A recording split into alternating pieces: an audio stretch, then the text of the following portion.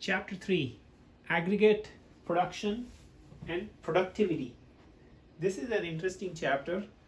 We're going to find out two interesting things. One, that on an average, an American produces 17 times more than an average person in Nigeria. We're going to find out how that works, right? 17 times more.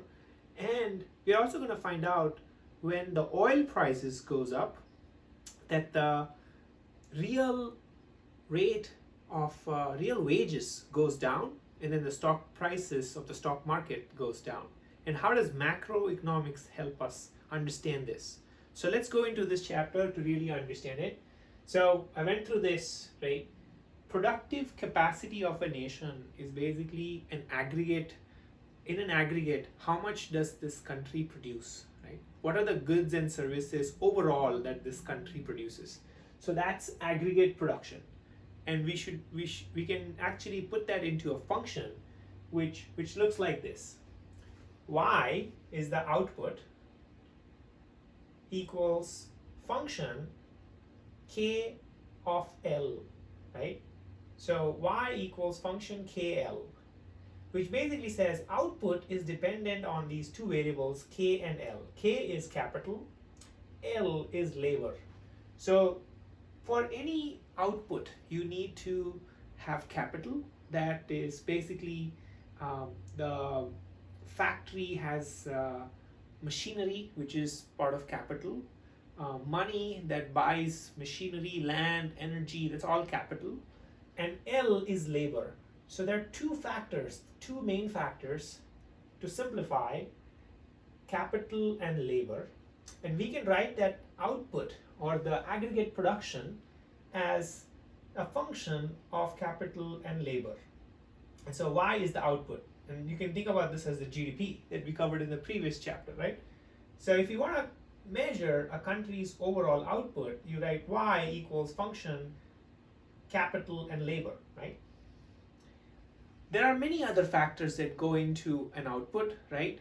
Like, for example, energy, land availability, raw materials access, is so much. But let's simplify this to say, hey, if you want to measure the GDP, we're going to have this function, or Y equals F of K and L, which is the output. And that can be generalized with this Cobb-Douglas production function, which can say, if you take this into and if you add the productivity lens, you can say Y equals A times K of alpha, L 1 minus alpha. What is A and alpha? So we now understand that we can write output as a function of capital and labor. Now output also depends on productivity. Now this answers this answers partly why an average American produces 19 times more than an average person in Nigeria. It's because of this A, productivity. Productivity per person is different in different countries based on the combination of capital and labor dynamics. So A is the total factor productivity, is the output produced per labor capital combination. So productivity is the reason why an average person here in the United States produces more than the one in Nigeria, or let's say some other country. And alpha here is the percentage share of income. So what we've also realized reading this is that for a given country, like in the United States, alpha is 0.3. So this percentage that goes to capital and percentage that goes to labor remains fixed over a long period of time, almost like remains steady. So in the United States, Y would be something like A times K times 0.3, L times 1 minus 0.3, so 0.7. So this would be the Cobb-Douglas production function for United States. Y equals A, K raised to 0.3, L raised to 0.7. And alpha here is 0.3. Percentage share of income for capital is 0.3, and for labor is 0.7 in the United States. So now we can say this is the output. and aggregate production, right? This, why do we do this, right? This helps us to also measure richness of a country with this per capita formula. So per capita, we've heard that, hey, per capita income in the United States is very high compared to, let's say, Nigeria, even though when they have like lots of oil and things like that, right? So how do you measure per capita? Per capita is basically output divided by labor, right? What is per capita? Per capita is from all output per person. Per capita is output per person. So the number of laborers you have in the country, you have Y output in dollars divided by laborers, you get dollars per labor, right? So that is per capita income, right? So what is the country's per capita? It's like output upon labor. And so now we know this function of United States is output is A k times k raised to 0.3 L raised to 0.7. So if we substitute that here, we can get per capita of the United States to be A small k raised to 0.3, where small k is nothing but capital K by L, right? Which is the total total capital and total labor, right? So now think about this. If you want to increase the per capita of a country, it comes down to this simple formula. You either increase the productivity, A, or you increase K, small k. Small k is nothing but the ratio of capital per labor.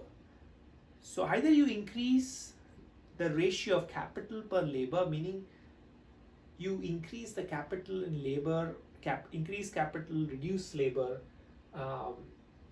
That is one way to increase per capita. So in a country where there is less capital intensive, less technology, less sophistication of the company, capital can have a huge role to play, which is what this is telling us. But productivity is another aspect as well. So per capita is very important. So we learned that using the Cobb-Douglas production function. Cobb-Douglas production function in this case, let's say in our case it was y equals a k times k raised to 0.3 L raised to 0.7. So there are two characteristics of this function, of production function, which is very easy to understand. One is it has constant return to scale, right? If we increase capital by 2 and labor by 2, then this entire output increases by 2. That's what this means. If I have $1,000 of investment and 100 laborers, and if I make it $2,000 of investment and 200 laborers, my output will become 2x. And that you can do mathematically. If I just double all of this, right, then this will become 2 times y. So that is what it's the significance, that it tells us that there is constant returns to scale. You can increase in the same proportion and you will get the same output. So that's a good characteristic. And second is that there is diminishing marginal product. So if you keep one variable constant and if you keep increasing the other variable, like let's say I'm not going to improve my facility in my factory, I'm just going to keep adding people. If you keep adding people, then there's going to be diminishing marginal returns. You will not get as much. Over time, the factory will be crowded. People will not be able to understand who they should work with. The coordination would be a mess. So that is what diminishing marginal product means. And we can see that by this graph. So MPK, if I were to draw like output and capital, this equation can be drawn this way, right? And what it shows is that this change in y, let's say this was 2 units, for one change in capital, you get two times, right? MPK here is equal to 2. But here, you change 1 unit, you get 0.5. So MPK here is equal to 0.5, right? So more and more capital doesn't solve if you keep the labor constant. If you keep increasing capital, your MPK, marginal product of capital, this curve has diminishing returns, right? It slowly just almost becomes like flat, right? So I mean, you keep adding and eventually it should go down, I think, because you keep adding more and more capital and keep the labor constant, it should degrade. But overall it says that there's diminishing marginal product. Similarly, marginal product of labor, if you keep adding more people but don't improve your factory, then you will keep having diminishing marginal. Let's say this was MPL of 1, now this is MPL of 0.5, right? So it reduces, the marginal product reduces. So these are the marginal product curves, marginal product of capital, marginal product labor. What do we take out of this? What we take out of this is we can't just increase capital or just increase labor in isolation. There is a ratio, and you have to remember this. If you want to really increase the per capita income, the K by L ratio has to increase in such a way that if you increase K but decrease L, then the K reduces, right? So then that per capita will reduce, and overall, if the per capita reduces, then the overall output of the country reduces, right? So that is the second property that's very important. And with this, we can also go into the next area, which is positive supply shocks and negative supply shocks. So let's say now you are building you're building a car, and you have manual laborers building like all parts of the car. And now you're building automation, meaning you bring in robots to do some parts of the heavy assembly. And so that is a positive supply shock with technology. You just got so much better so that your MPK, marginal product of capital, actually can go up, like meaning you can get much more. Initially for 1 unit you were getting 2, now you can probably get 2.5, right? So this is a positive supply shock. Similarly, there's a negative supply shock, right? Negative supply shock could be, let's say your government introduces some very heavy paperwork and a lot of burden on like compliance, and it's just rote work. And that can reduce your productivity because your capital is now used in doing that paperwork that is like expensive, right? So that's a negative supply shock. The negative supply shock, another better example is, let's say, oil prices, right? Which we are going to get into later. So let's wait for that. But overall, negative supply shocks reduces these curves. Positive supply shocks improve the marginal product, right? And so from this equation, right, we can easily like find out how do we maximize this curve, right? At what point there is a maximum return, and if you differentiate this by K, we can easily get to this MPK point of marginal product of capital equals 0.3 Y by K. Marginal product of labor is maximum at 0.7 Y by L, right? For this function. Y equals K, a small k times 0.3, right? Which is what this is. If we do this, and if you want to get to this, we can easily find out at what point will I have maximum profits, right?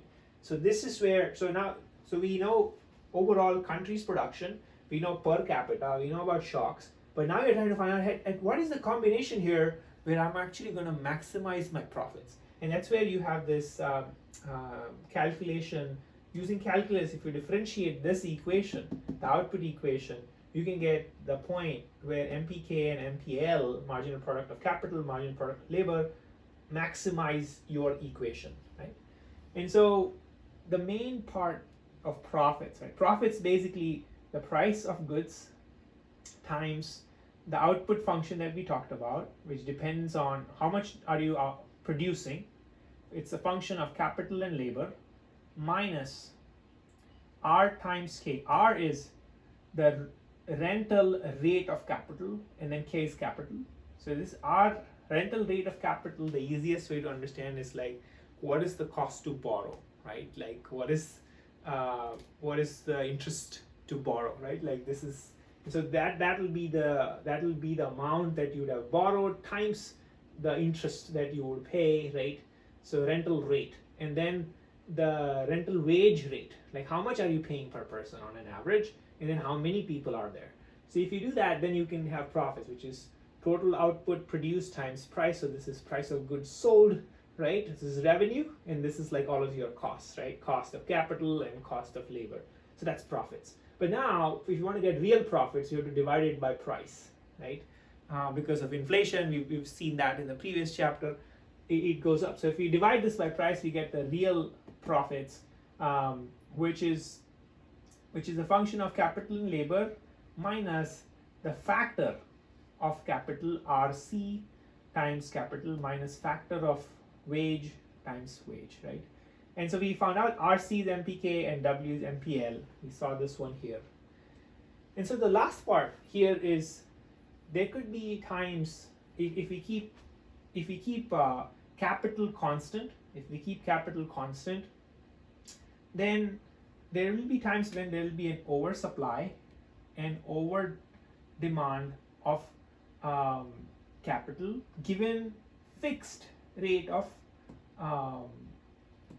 fixed demand for capital, right? So what are we trying to do here? We are trying to find out here that, hey, in a company, right, or in a country, if there is an oversupply, then what's needed? So here, for a given, like if we don't increase the capital, if we keep our capital constant, there is an equilibrium point at which you will have your rate RC star, right, which is the equilibrium point wherein your demand and supply are balanced. But there will be times when for a fixed capital you might have oversupply, right? You're supplying this much at this point when you should only be supplying here, and there could be more demand here if you're supplying over here, right? So basically the other intuitive way to see is if you have oversupply, meaning you can supply more capital than what's needed, then your rate will go down, right? Think about it. If lenders are willing to lend you money, but you only have a certain fixed appetite for how much you will ask from them, right, the capital, then you will have a bargaining power so that your rate RC, marginal product of capital, will go down. So the RC will go down to RC star because there is excess supply of capital in the market. Similarly, if there is excess demand of capital, right, and here we are demanding this much capital, right, but we only need this much, so there is an excess of demand, and so what happens is rates go up. It's like more people are willing to borrow money, right, so the rates will go up. Similarly for labor, if you have a fixed labor, if you have fixed number of labor, right, in your country, but you at this point you supply less, right? If you have, let's say this is 10 and this is 20, so if you supply 20 labors when you only need 10, so then you have 10 excess. So when you have 10 excess, the wage rate will go down, wages will fall because you are providing 20 when there's only need for 10. Similarly, when you are providing 30 when there is need for 20, when you are providing 30 when there is need for 20, your wage rates will go up, right? So basically think about this as, to simplify this one more time, in a factory when there is more need for capital or more need for labor, the wage rate will go up and down based on the supply and demand characteristics, and then the rental rate of the capital RC will also go up and down based on the supply demand characteristics. All this is saying is this. Why is this necessary? Let's understand the oil shock. That's the main reason. Like when oil prices shoot up, right? Because let's say OPEC and others, they decide, hey, they're gonna reduce drilling and they're gonna jack up the price. So when prices go up, when oil prices go up, what happens? Let's go to our equation here. This is a negative supply shock, right? So the supply has reduced. So what will happen? There is a fixed, so this curve will go down, right?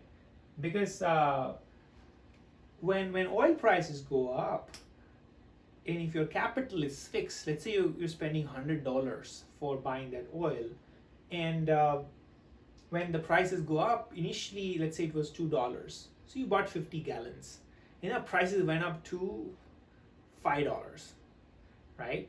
So now you're gonna just buy 20 gallons, right?